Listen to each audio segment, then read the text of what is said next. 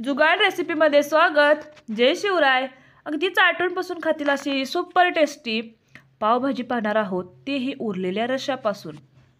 अगदी पावभाजीचा मसाला जरी नाही वापरला तरी चालेल अशी ही सुपर टेस्टी पावभाजी. त्यासाठी असा उरलेला आपण हा रस्सा घेतलेला आहे. त्यानंतर सर्व भाज्या आपण अशा प्रकारे कट करून घेतलेल्या आहेत आणि त्या पाण्यामध्ये ठेवलेल्या आहेत. त्यानंतर ह्या कांदा आणि टोमॅटोचा आपण मसालाही पाहणार आहोत. चला तर सर्वप्रथम आपण हे सर्व भाज्या कुकरमध्ये घालणार आहोत उकडण्यासाठी. आता मात्र वाटाणे आपण घालताना थोडेसे ह्यामध्ये घालायचे आणि थोडे फोडणीमध्ये घालणार आहोत. त्यानंतर अर्धा पेला पाणी, हळद, मीठ आणि गरम मसाला घालून अगदी 2 शिट्ट्या आपण देणार आहोत. अगदी लवकरच आपल्या ह्या भाज्या सर्व शिजतात, त्यामुळे तुम्ही 2 ते 3 शिट्ट्या दिल्या तरी चालतील. त्यानंतर आता आपण मसाला पाहणार आहोत. त्यासाठी कांदा, टोमॅटो, आता मी थोडाच मसाला केलेला आहे त्यामुळे 1 कांदा आणि 1 टोमॅटो वापरलेला आहे. आलं, लसूण, हिरवी मिरची, कोथिंबीर आणि 1 चम्मच जिरा. आता याचं विदाऊट पाणी न घालता आपण हा मसाला तयार करून घेणार आहोत. अशा प्रकारे आपण हा मसालाही तयार केलेला आहे. आता कढईमध्ये 2 चम्मच तूप घातलेलं आहे. ते तुम्ही बटरही वापरू शकता. 2 चम्मच तूप आणि 1 चम्मच तेल वापरलेलं आहे.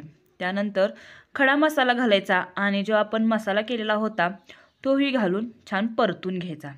हा मसाला मात्र थोडा 5 ते 10 मिनटं छान भाजून घ्यायचा. थोडंसं तेल सुटलं पाहिजे ह्या मसाल्याला. त्याचप्रमाणे आपण ह्यामध्ये हिरवे वाटाणे आणि शिमला मिरची टाकणार आहोत. आपण उकडण्यासाठीही टाकलेली आहे थोडीशी आणि अशा प्रकारे आपण फोडणी देतानाही हिरवे वाटाणे आणि शिमला मिरची घालून अगदी छान टेस्ट लागते. जरूर करून पहा.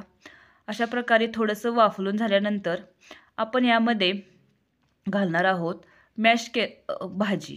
आता त्यासाठी आपण ही सर्व भाजी, उकडलेली भाजी पेल्याने अशा प्रकारे मॅश करून घ्यायची. पाहू शकता अगदी भाजी आपली छान शिजलेली आहे. त्यानंतर मसाल्यामध्ये आपण घालणार आहोत हळद, लाल तिखट, गरम मसाला, मीठ.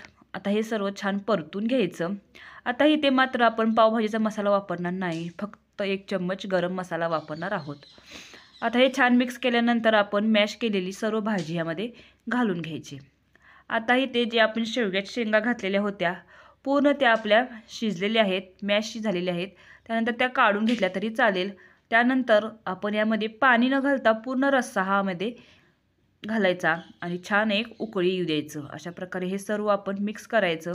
इथे मी शेवग्याच्या शेंगा अशा प्रकारे सर्व काढून घेतलेल्या आहेत कारण खूप छान शिजलेल्या आहेत. त्याचा अर्क मात्र पूर्ण उतरलेला आहे त्यामध्ये.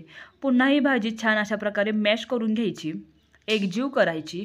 आता यामध्ये घालायचं कस्तुरी मेथी. कस्तुरी मेथी घालताना नेहमी लक्षात ठेवा अशा प्रकारे मॅश करूनच, हातावरती कुस्करूनच घालायची. त्यानंतर कोथिंबीर घालून आपण ही भाजी 5 मिनिटासाठी शिजण्यासाठी ठेवायची. तयार आहे आपली पावभाजीची ही भाजी.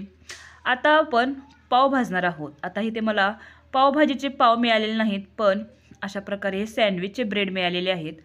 थोडंसं तूप घालून तव्यावरती थोडीशी भाजी घालून अशा प्रकारे ही भाजी सर्व आपण पसरवून घ्यायची. आणि इथे तुम्हाला सँडविचचे ब्रेड मिळालेले आहेत. तुम्ही पावभाजीचेही पाव अशा प्रकारे भाजू शकता. अशा प्रकारे हे आपण पाव भाजून घेतलेले आहेत. आता हे आपण प्लेटमध्ये काढून अगदी सुपर टेस्ट अशी आपली भाजी तयार आहे. आणि अशाच नवनवीन रेसिपीसाठी मात्र जुगाड रेसिपीला जरूर सबस्क्राईब करा, लाईक करा. तयार आहे आपली पावभाजी आणि सबस्क्राईब करायला विसरू नका. धन्यवाद.